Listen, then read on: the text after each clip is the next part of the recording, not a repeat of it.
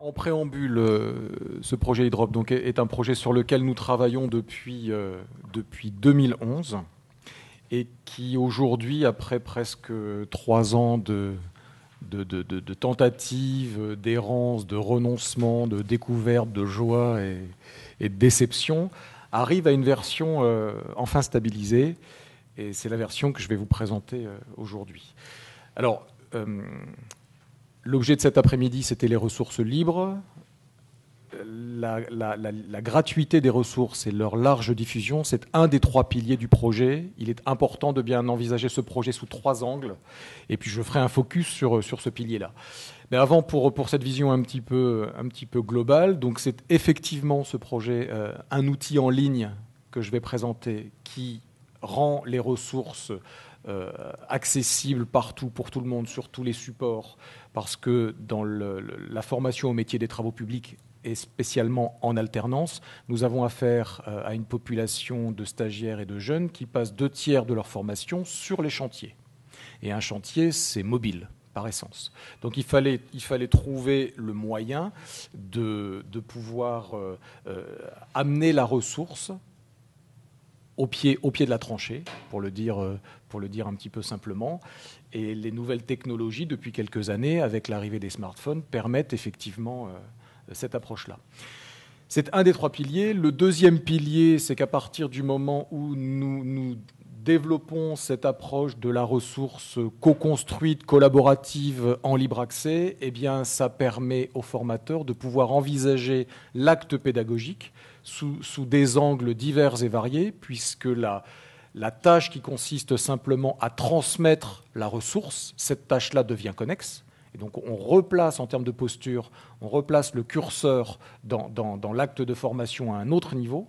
Et le formateur, pour le coup, devient pratiquement plus un animateur de dispositifs, quelqu'un qui va être centré sur le diagnostic, sur la prescription, sur l'accompagnement, sur l'aide, beaucoup plus que sur la transmission brute de la ressource, puisque la ressource, aujourd'hui, existe indépendamment de lui. Et puis le troisième aspect, c'est une diffusion virale de la ressource. Alors dans l'intervention qui vient d'être faite juste avant que je prenne la parole, il a été dit la gratuité a un coût.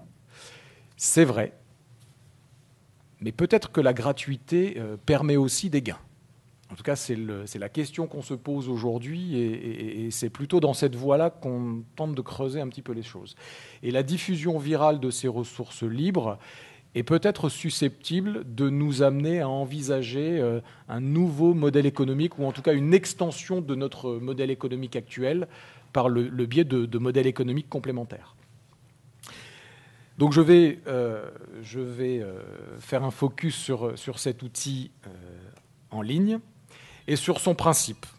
Nous avons pris un biais par rapport à ce qui traditionnellement peut se faire dans les différents organismes de formation. Et nous avons pris un biais dès le départ parce que pour développer ce projet, nous avons décidé d'axer nos moyens sur tout sauf sur la technologie.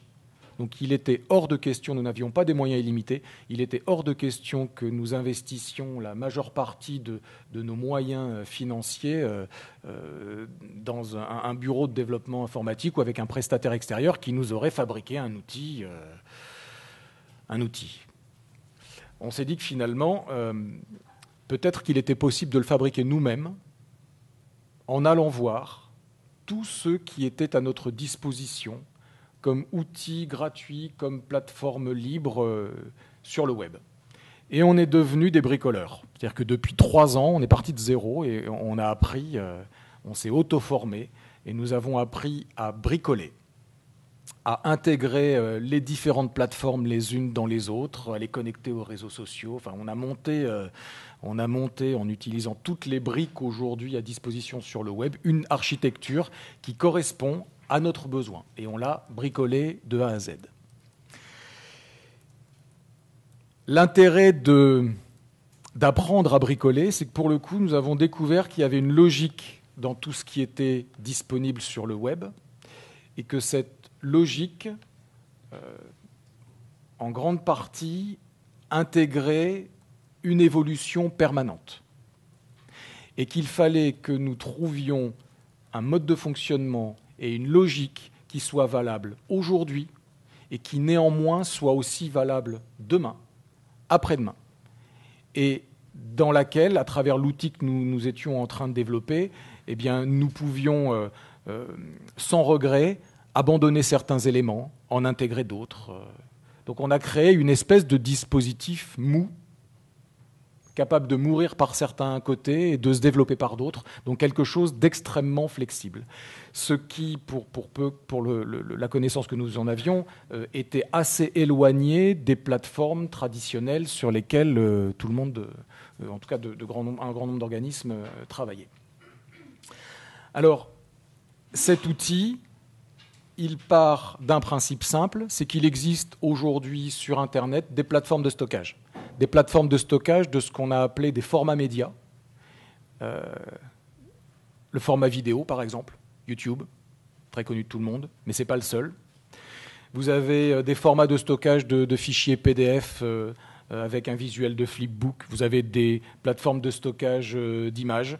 Vous avez des plateformes de stockage de vidéo scribing, de vidéos indexées, de vidéos dynamiques ou interactives, d'images interactives. Enfin, il existe des tas et des tas et des tas de plateformes qui sont comme de toutes petites briques qui vous permettent non pas de fabriquer une ressource au sens strict du terme, mais en intégrant 2 ou 3, d'arriver à fabriquer une ressource qui se tient. Donc, toutes ces petites briques, en elles-mêmes, sont très intéressantes, mais si nous n'arrivions pas à trouver l'outil pour cimenter tout ça, ou l'outil pour contrôler et dominer tout ça, ben notre projet tombait à l'eau. Alors on l'a cherché, cet outil. On l'a cherché pendant des mois, et on a fini par le trouver.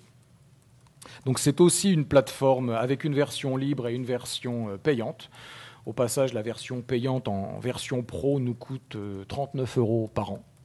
Donc c'est rien du tout. Et avec cette plateforme, nous avons trouvé le moyen d'intégrer tous ces formats, puisque toutes les intégrations fonctionnent sur le même principe. On a intégré tous ces formats, et en même temps, on a aujourd'hui la conviction qu'on sera incapable d'intégrer les formats de demain, puisque, à force de travailler sur tous ces outils du web, on a réussi à en dégager les invariants. Donc aujourd'hui, on sait très bien dans quelle direction les choses évoluent, ce qui nous permet de faire des choix, technologiques en tout cas.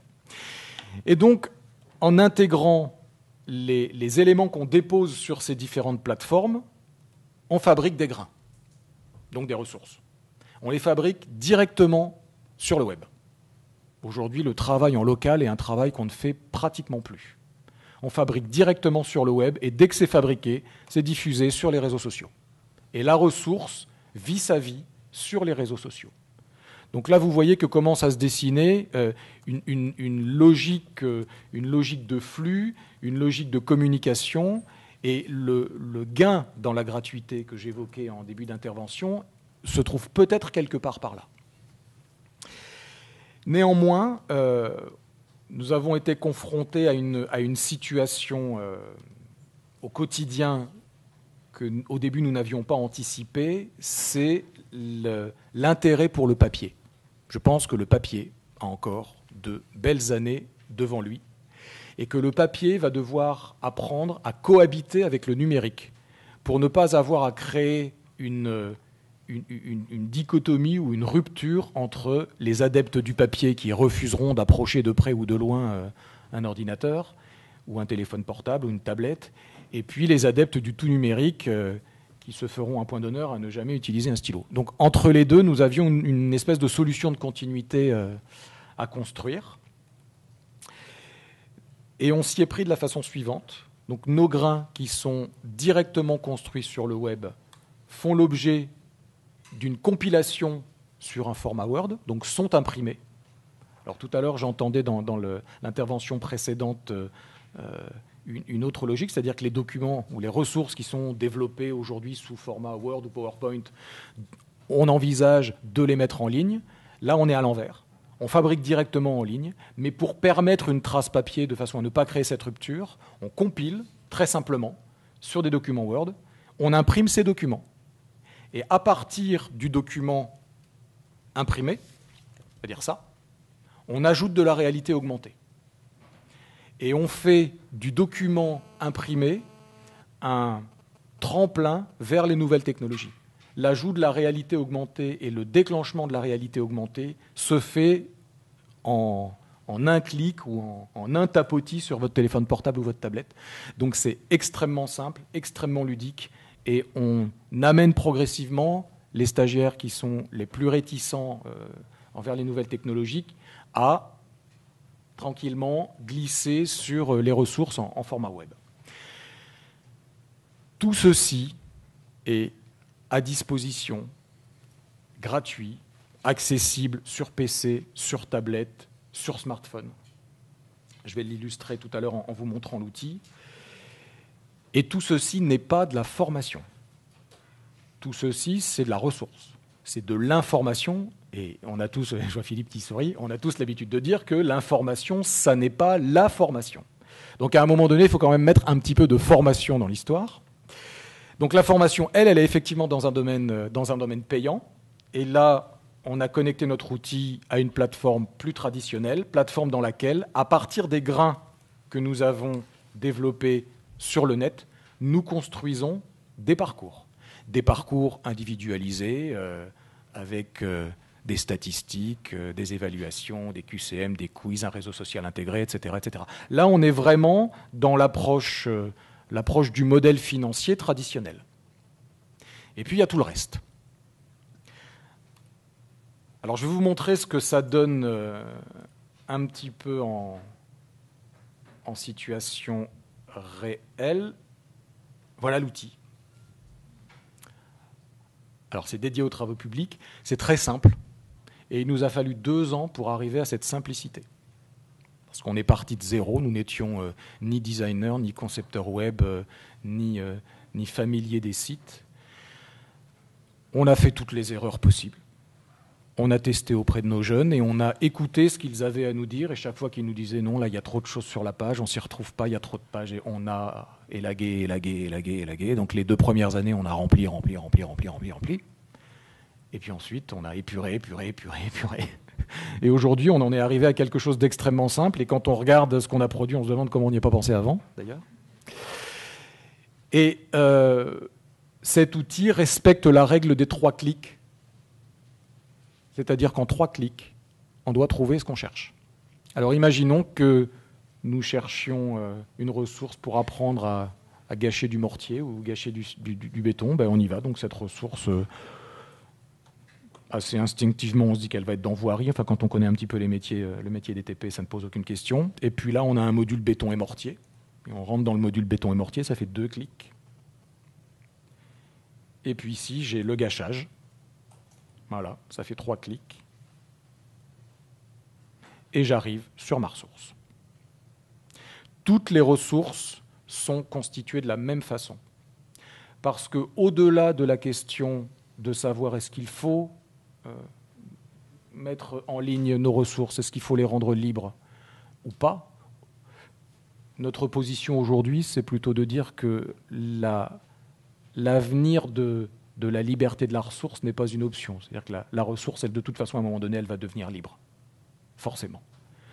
La question à se poser, c'est comment nous allons nous appuyer sur cette liberté et pour en faire quoi? C'est quelle allure on veut donner à notre ressource. Parce que si elle est libre pour n'être consultée par personne, parce que dans sa forme, elle est totalement imbuvable, bah, ça n'a pas grand intérêt, c'est du travail pour rien. Donc, les questions de format de ressources, de public à qui s'adresse cette ressource, les questions d'ergonomie, les questions d'approche cognitive de la ressource, toutes ces questions-là sont au cœur du développement. Et on en est arrivé à quelque chose de très simple, et aujourd'hui on teste 2 options. On enseigne dans mon établissement à niveau 5 et 4, c'est-à-dire CAP, Bac Pro TP. Donc ce ne sont pas des gens qui lisent énormément. Ce sont des gens qui ont plutôt un a priori sur la lecture, donc il a fallu ramener des choses à une mesure très très juste. Donc chaque petit élément de ressource contient 3 choses. Contient un texte plus ou moins long. Bon, là, il est très court. Si je peux en prendre un, béton armé, il doit être un peu plus long. Voilà, là, le texte est un peu plus long. Vous voyez que la vidéo est inversée. Hein, c'est le le deuxième mode qu'on teste en ce moment. Donc vous avez un texte. Vous avez un texte qui est sonorisé. Armer le béton, améliore sa résistance et lui évite. Voilà. Parce que nous avons dans nos publics une portion non négligeable, entre 5 et 8% de personnes qui ont des problèmes de dyslexie, de dysphasie, donc des gens qui ont un rapport à l'écriture et un rapport à la lecture difficile. Il faut pouvoir utiliser les nouvelles technologies pour dépasser ces difficultés-là dans l'apprentissage d'un métier. Et puis à côté, on a une vidéo qui explique le contenu. Vous avez un chapitrage, là.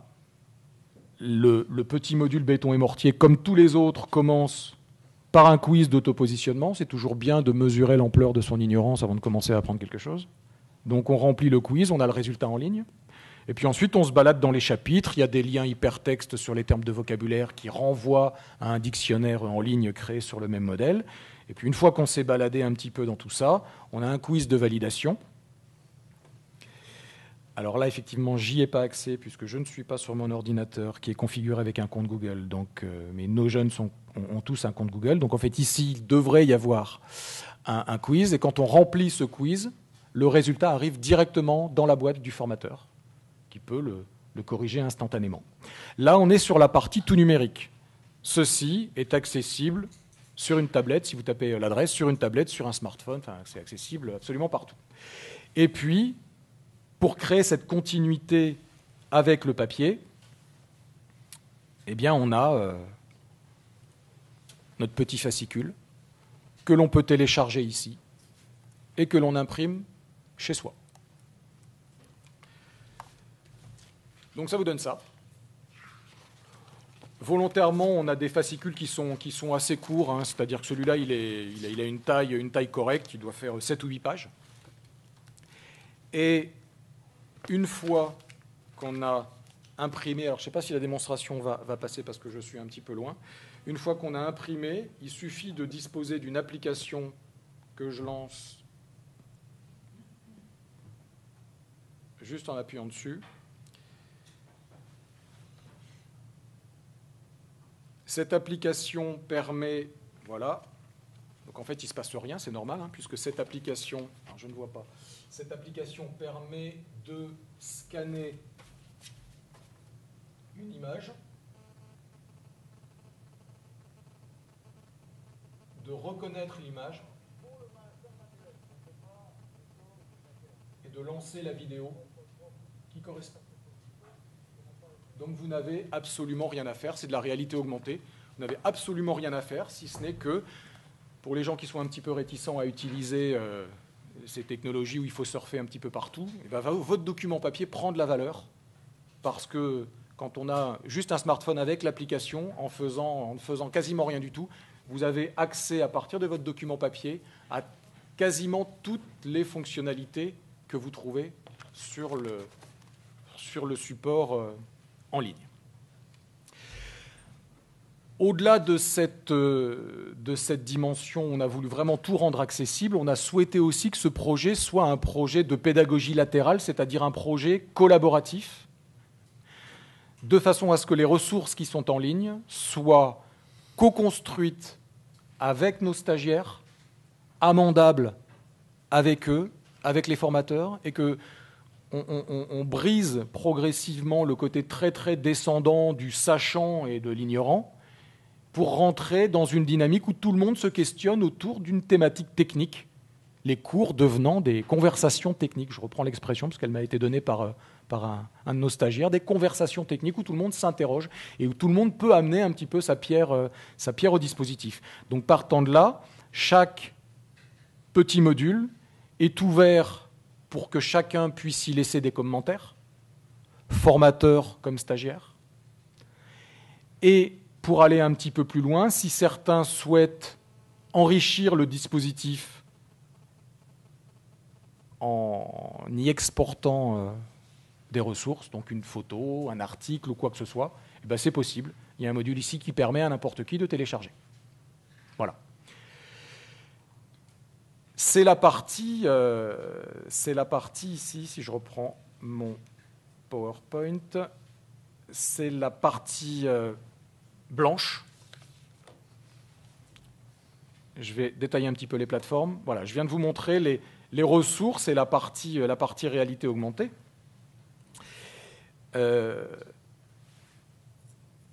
Si je reviens un petit peu aux plateformes, elles sont ici. Aujourd'hui, on utilise à peu près tout ça. En tout cas, on a testé tout ça.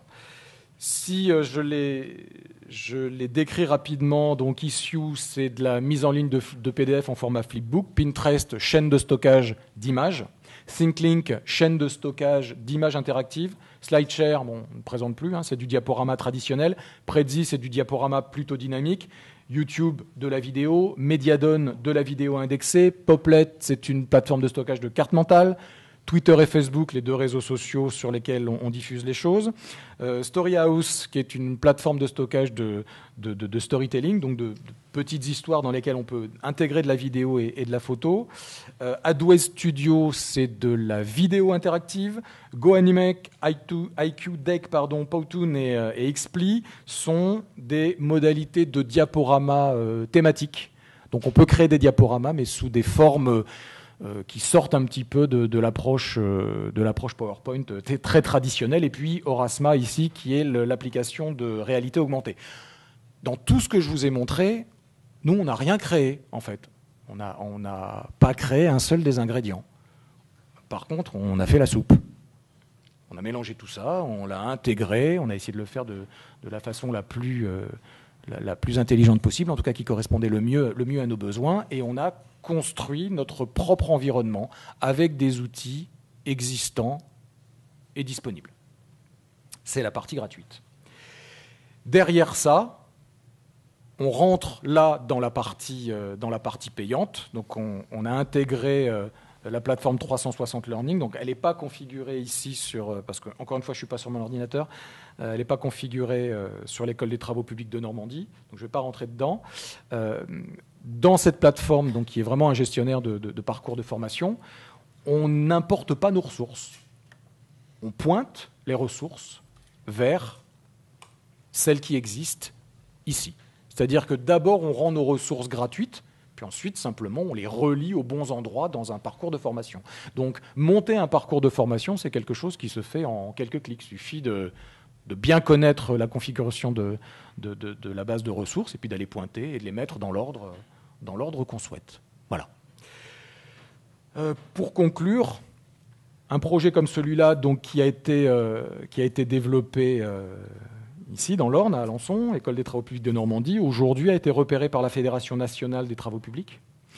Il a déjà été présenté une première fois à l'ensemble des établissements en France, donc il y en a une douzaine qui forment au métier des travaux publics. Et puis dans une quinzaine de jours, je les rencontre à nouveau cette fois-ci pour rentrer dans l'évocation de collaboration avec les uns et les autres pour que cet outil-là puisse finalement se développer à l'échelle nationale sur l'ensemble des centres de formation pour que nous ne soyons pas un seul établissement à contribuer à l'élaboration de cette base de ressources, mais que les 10 établissements TP, tous niveaux confondus, du niveau 5 jusqu'à Bac plus 5, que tous les établissements entrent dans cette logique-là, pour ceux qui le souhaiteront en tout cas, de façon à enrichir les contenus, et puis derrière, à éviter que chacun, de son côté, réinvente le théorème de Pythagore. Voilà, j'en ai terminé sur cette présentation d'outils.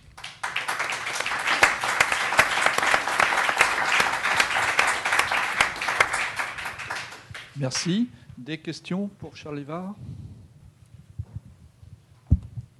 Jean van der Spelden, consultant ITG et membre du FFOD normand. Donc juste pour vous dire qu'en fait, vous avez parfaitement illustré quelque chose qui me tient à cœur, c'est le numérique facilitant, et le numérique facilitant du côté de l'apprenant. Et donc moi je découvre votre application, j'étais à Caen mais je n'étais pas disponible pour venir voir votre atelier. Votre présentation marque comment vous avez réfléchi avec vos collègues pour rendre le numérique facilitant du côté des apprenants, et je trouve ça assez remarquable. Nous n'avions pas de moyens au départ, ou très peu de moyens pour investir dans un consultant ou un cabinet de développement qui nous aurait aidé. Donc il a fallu qu'on trouve autre chose. Et en cherchant à se débrouiller, à nous débrouiller par nous-mêmes, on s'est rendu compte que finalement le web était fait pour tous ceux qui veulent se débrouiller par eux-mêmes. Donc c'est l'illustration de ce que vous dites. Et comme aucun chez nous ne maîtrise la moindre ligne de code ni le langage HTML, il fallait qu'on trouve le moyen de s'en sortir sans ça. Et c'est là l'illustration. Donc c'est possible. C'est possible. Bonjour, Maud Guénaud, responsable formation chez Foncière Logement. Déjà, bravo pour le projet. Je suis vraiment impressionnée par tout ce que vous avez mis en œuvre dans ce projet-là. Et j'avais une question par rapport aux formateurs ou aux professeurs. Comment vous avez réussi à les embarquer sur le fait de partager leur expertise, de mettre leurs ressources en ligne gratuitement? Quelles ont été les réticences et comment vous avez fait pour les emmener dans le projet? Donc ça, c'est le deuxième pilier. C'est sur ce pilier-là que les difficultés commencent. Donc je vais pas avoir un discours ni de langue de bois, c'est très compliqué. C'est très compliqué. Ce projet, on l'a déposé en région en 2011. On a commencé à y travailler dès 2009. Entre 2009 et aujourd'hui, on a renouvelé nos formateurs à plus de 60%. C'est-à-dire que certains n'ont pas survécu à l'arrivée d'un projet comme celui-là. Quand je suis arrivé à la tête de l'établissement en 2008, la moyenne d'âge des formateurs, bien que ce ne soit pas un critère, mais néanmoins, il y a peut-être une corrélation. La moyenne d'âge était autour de 55 ans. Aujourd'hui, la moyenne d'âge a baissé d'une quinzaine d'années. Donc on a des formateurs qui sont beaucoup plus aguerris à ce type d'outils. Et les plus jeunes d'entre eux sont dans cette logique de partage et ne sont plus dans une logique de conservation des ressources par devers eux. Donc cette logique de partage, je pense que c'est vraiment lié à la génération aussi. Donc nous avons rajeuni progressivement. Et aujourd'hui, donc quand j'ai commencé le projet, j'étais tout seul. J'ai développé les premières applications, les premières tentatives tout seul. Aujourd'hui, on a un noyau dur dans lequel on est 4. Et puis derrière gravitent 4 ou 5 formateurs. Donc on arrive à une petite dizaine. Nous faisons très très attention à ce qu'on leur demande de faire ou la façon dont on leur demande de contribuer soit dans, pour reprendre un terme un peu barbare, dans leur zone proximale de développement. On fait très très attention à ça. S'engager dans un projet de ce type, très rapidement, c'est se rendre compte que la fracture numérique existe dans nos formateurs, chez nos formateurs. Donc il faut absolument gérer cette dimension-là, ou en tout cas en avoir conscience très très tôt et pouvoir l'intégrer dans la façon dont on mène le projet, parce que sinon on va droit dans le mur. Jean Schmitt, je suis président du groupe Atmer. Entre votre ère pré-numérique et numérique, c'est quoi les métriques qui montrent que c'est mieux maintenant qu'avant? Vous avez développé quoi comme indicateur? Alors, on n'en a pas développé pour l'instant, parce que notre souci a été un souci purement pédagogique, et on est toujours en phase d'expérimentation et de prototypage. Donc pour l'instant, la question de la mesure des indicateurs de l'impact juridique, et j'ai beaucoup apprécié l'intervention de monsieur tout à l'heure, parce que ça me montre des dimensions que nous allons devoir intégrer dans le projet. Aujourd'hui, on n'a pas mesuré les choses, parce que c'est encore extrêmement frais. Par contre, les groupes tests que nous avons effectués et que nous continuons d'effectuer avec les jeunes nous montrent qu'eux sont beaucoup plus réceptifs, que la posture chez les apprenants que nous avions avant ce modèle-là était une posture plutôt passive, où dès qu'on se trouvait dans une salle de classe, on se mettait près du radiateur et on attendait que ça passe. Et aujourd'hui, ils sont dans une posture beaucoup plus active. Et ça, on n'a pas d'indicateur pour le mesurer, mais il suffit d'animer 4 heures de formation avec eux pour le voir tout de suite. Donc on a ce retour direct du terrain qui nous montre que du point de vue des jeunes, il y a un changement de comportement qui est assez radical. Et donc je mène moi-même des expérimentations pédagogiques avec certains groupes de terminales. La dernière que j'ai menée a duré 3 mois, et au terme des 3 mois, donc pour résumer très très simplement, on a repris une modalité d'école inversée, c'est-à-dire qu'à partir de cet outil, on leur demandait d'étudier les choses par eux-mêmes, Et puis ensuite, progressivement, on rentrait dans cette conversation technique. Et au bout de 3 mois de cette expérimentation, j'ai demandé à la classe ce qu'ils préféraient. S'ils préféraient revenir à une modalité de face-à-face traditionnelle ou rester dans quelque chose comme ça de beaucoup plus libre. À l'unanimité, ils préféraient ça, avec néanmoins de temps en temps des petits moments de face-à-face pour résumer les choses, pour synthétiser les choses. Mais le retour des jeunes, lui, est très sans équivoque. Ouais, non, en fait, je suis un convaincu du numérique. On travaille beaucoup sur le sujet, mais ces indicateurs, c'est important parce que le fait qu'ils apprécient, quelque part, ça m'est équilatéral dès l'instant où ils sont performants. C'est-à-dire qu'ils sont toujours très heureux de faire l'école inversée et d'apprendre par des pédagogies actives, mais je ne suis pas persuadé que ça les rende meilleurs. Je suis même persuadé que ça les rend beaucoup plus nazes, les pédagogies actives. Ben, en tout cas, pour ça, je me méfie un petit peu.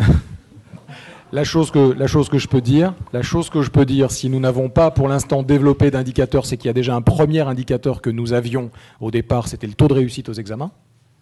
Donc ça, c'est un vrai indicateur, hein, ça, c'est avec des chiffres, c'est tangible.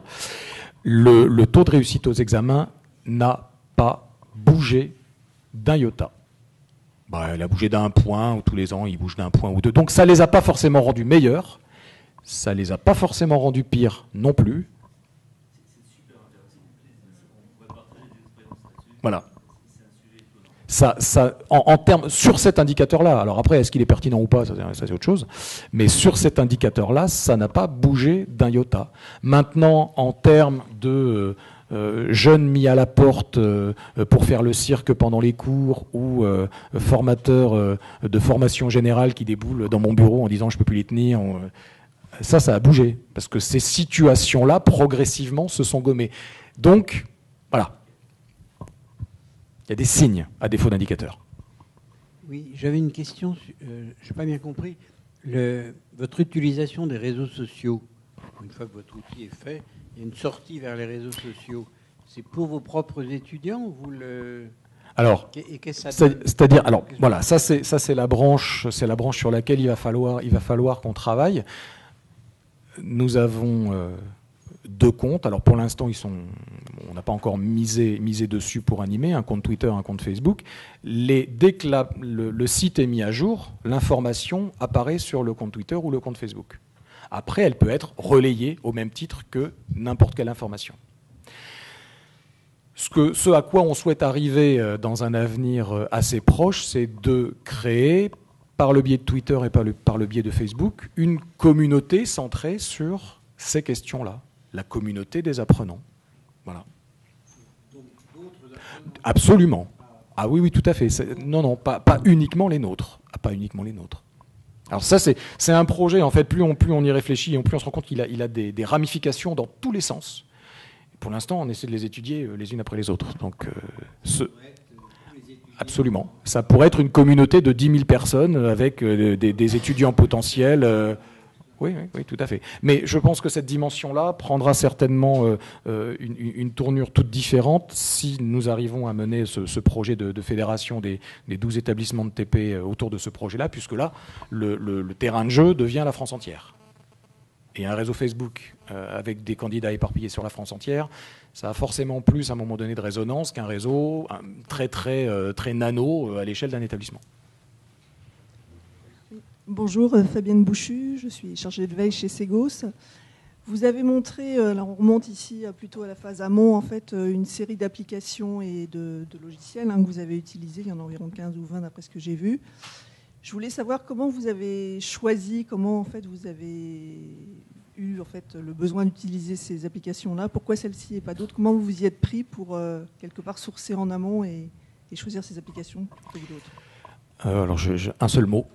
Sérendipité, c'est-à-dire qu'on n'a pas forcément cherché une veille particulière, mais on a été en veille sur tout un tas de trucs et toutes ces applications, on les a trouvées pour plus de la moitié par hasard. Par hasard. C'est-à-dire en cherchant quelque chose en trouvant quelque chose qu'on cherchait pas, ou en cherchant quelque chose on a trouvé quelque chose qu'on cherchait pas. Enfin voilà, par hasard et intelligence. Ok. Aujourd'hui, on est toujours en train de guetter, donc on mène cette veille un petit peu à tout va sur le net. Notre objectif est de capitaliser les formats médias différents. parce que je reviens sur quelque chose que j'ai dit un petit peu en amont, sur la diversité du format de ressources. À partir du moment où la ressource ça n'est qu'un texte, au bout d'un moment, c'est un petit peu lassant. Alors si ce texte, vous pouvez l'agrémenter avec de l'image interactive, avec de la vidéo interactive, avec des cartes mentales, avec tout un tas de choses, à chaque fois, vous rajoutez un petit peu de peps dans ce que vous avez à dire à l'auditoire, et c'est quand même bien. Donc, ce que l'on cherche, à chaque fois qu'on trouve une plateforme qui offre un format média inattendu, la dernière en lien, c'est l'image interactive avec ThinkLink. Voilà, on l'a trouvé totalement par hasard il y a 2 mois. On se dit, ça, on n'a pas.